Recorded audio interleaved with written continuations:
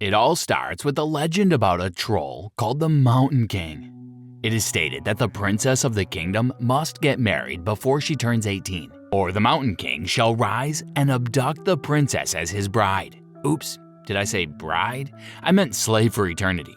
Not so appealing, is it? Well, here's your princess, who doesn't believe in legends.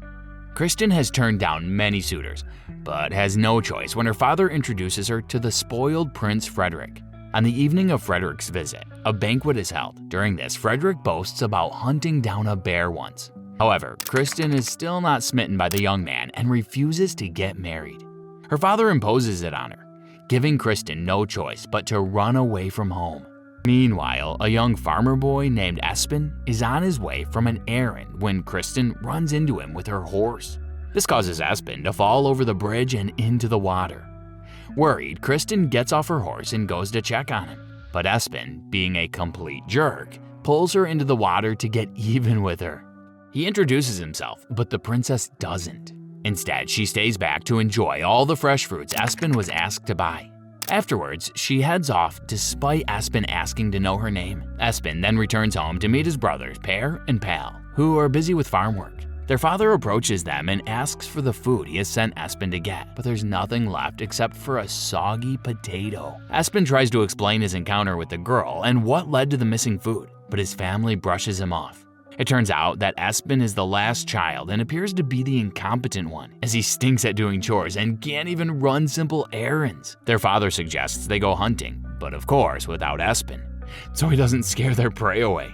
Their dad asks Espen to only look after the house and remain indoors before leaving with Per and Pal. Later that night, Espen hears some noise coming from the outside.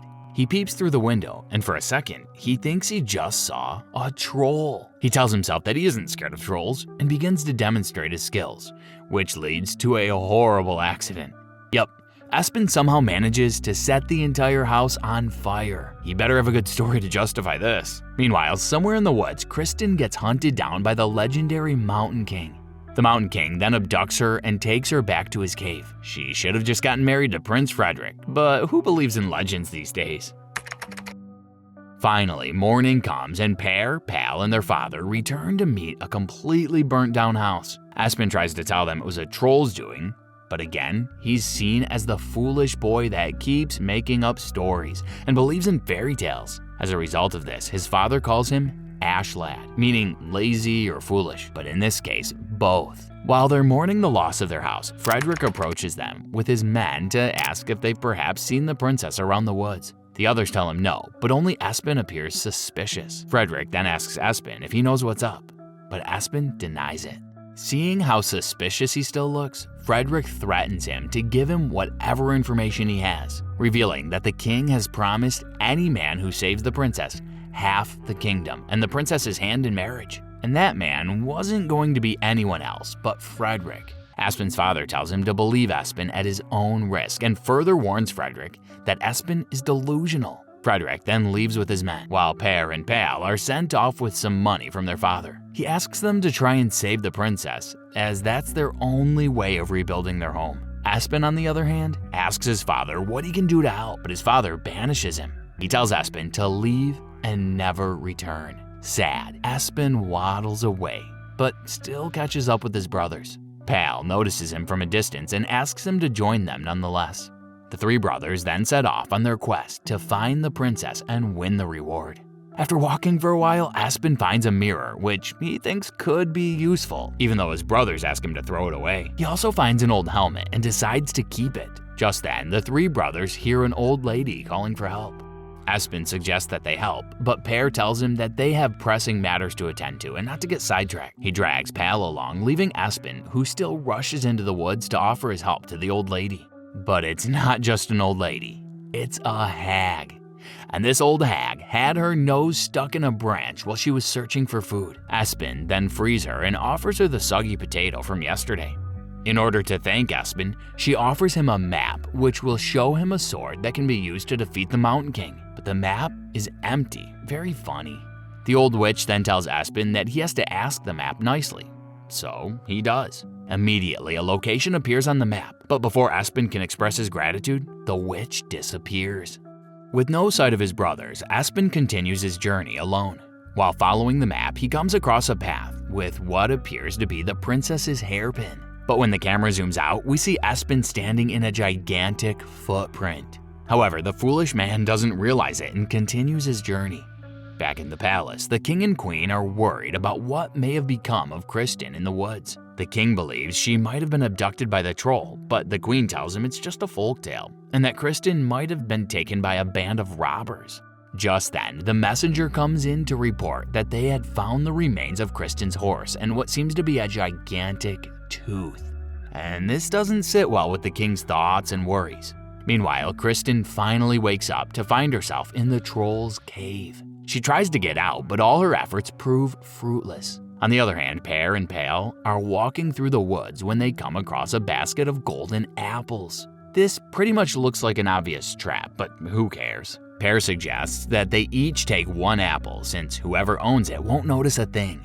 But the two bozos end up eating the entire basket of apples. Some beautiful maidens then approach them and invite them over for more food and more apples. Meanwhile, Espen follows the map to the cave where his brother is having a feast with the beautiful maidens. He joins them, but soon realizes that the strawberries are a bunch of bugs and maggots. He also realizes that the whole place is under an illusion spell cast by forest nymphs.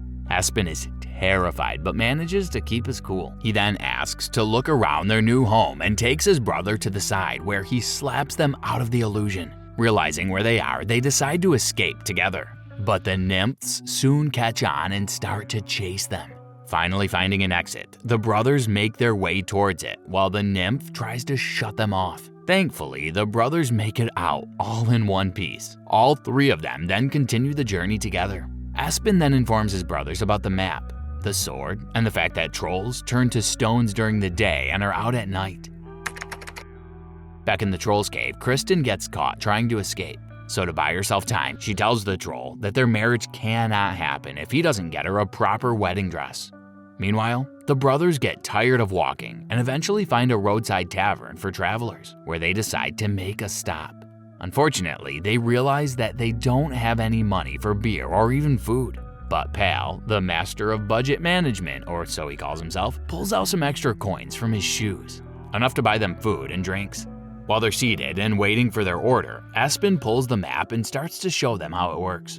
Unknown to them, Frederick is also in the tavern and may have overheard their conversation. He approaches the brothers to ask for the map in exchange for a good sum of money. Per confirms that the money is more than enough to rebuild their farm and tells Espen to hand over the map, but Espen refuses. Instead, he smacks his plate of food that has just been delivered on Frederick's face. This gesture then causes a fight to break out. The brothers manage to escape, but Frederick and his man are hot on their trail. Finally, they get cornered at the edge of a cliff, but instead of giving up the map, Espen suggests that they all jump on the count of 3. After finally escaping Frederick, Per lashes out at Espen for always causing trouble. He believes they could have just peacefully gone back home with the offer and wouldn't need to continue this difficult trip.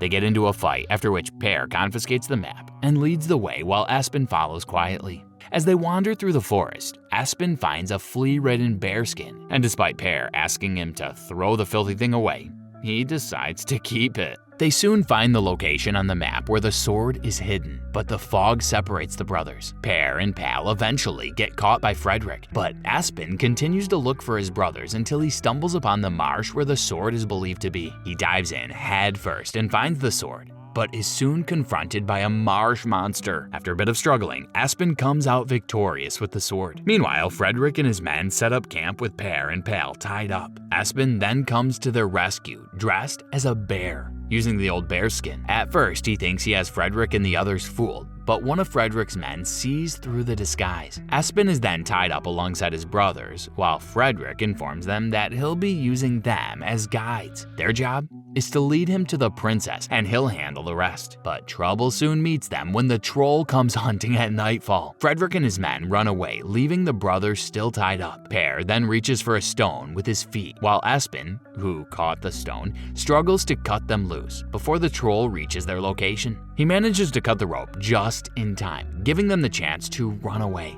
The brothers then find a cave to hide while Frederick gets abducted by the troll. After dealing with Frederick and his men, the troll sniffs out the brothers and Pal gets taken away as well. After the troll leaves, Espen comes out crying. He claims it's all his fault that this happened. I mean, he really messed up, and we all know that, but Per decides to play the big brother role and comfort him. He tells Espen that he's special, and that if it weren't for Espen, they wouldn't have come this far. And as much as I'd hate to admit it, Espen is the reason they made it this far. He encourages Espen to stand tall so that they can save Per, and the princess returns home to their dad. Espen then gets the urge to continue as long as Per has his back. The duo heads back to the campsite to retrieve their stuff, including the sword. With Espen's help, they are also able to craft a makeshift lamp using fireflies. Afterwards, they both head to the troll's cave. At the entrance, Espen ties a string and tells Per it's so that they can find their way out since the cave looks like a labyrinth. Meanwhile, Kristin meets Frederick and Pal. She knocks Frederick out and then threatens to know who Pal is.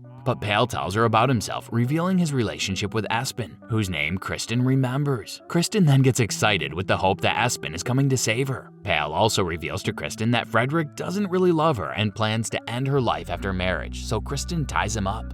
On the other hand, Espen and Per are tracking their way through the labyrinth when Espen falls through a hole. Luckily for them, just underneath the hole is where Kristin, Pal, and Frederick are being held hostage. The two boys then help them up by pulling them out with a rope, one after the other. Kristin then hugs Espen in excitement. After finally reaching the exit, they realize they'll have to jump over the troll's tail without waking him up. Kristin goes first, then Espen, then Per, followed by Pal and finally Frederick. But the oaf messes it all up and wakes the troll up. I thought he said he took down a bear.